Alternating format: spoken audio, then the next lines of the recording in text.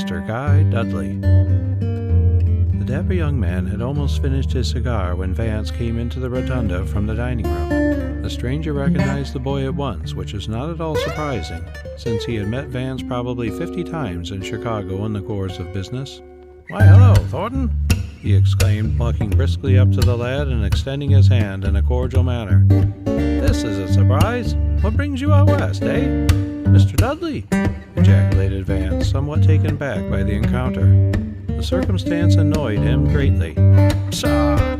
said the dapper gentleman, whose age might have been 23. "Why the handle? I'm Guy to my friends, don't you know? Aren't you going to shake?"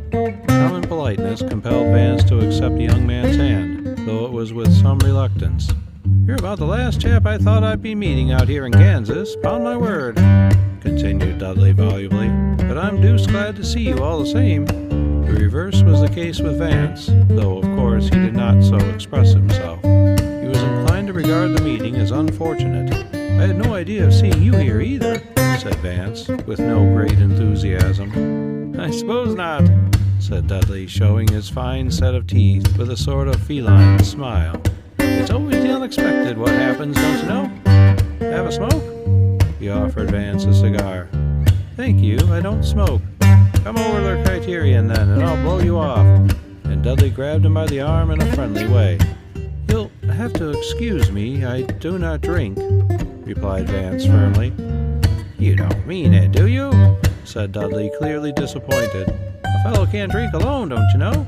Take a soda or sarsaparilla, anything, just to seem social." The dapper young man did not appear inclined to be easily shaken off. Vance hesitated, and Dudley, taking advantage of his momentary indecision, pressed him so strongly that the boy, not wishing to appear rude, agreed to accompany his undesirable acquaintance across the street to the swell establishment known as the Criterion. "I've only just come to town," said Guy Dudley as they ranged up alongside the mahogany bar, rather an unusual experience for Vance, who never frequented such places in Chicago. "You see, the governor, my father, you know, has a big interest in one of the flour mills out here, and as he couldn't come himself, he sent me to look after a matter of importance which affects his control of the business." Vance nodded politely.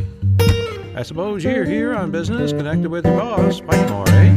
The speaker's sharp eyes glinted curiously. "What makes you think so?" asked Vance cautiously. "Why, what else would bring you to Kansas City?" "There might be several reasons other than what you suggested," said Vance, sparring for a valid excuse to throw Guy Dudley off the track. "My father had business interests here before he died, which were never settled." That was strictly a fact, though Vance knew very well that the matter at which he hinted was not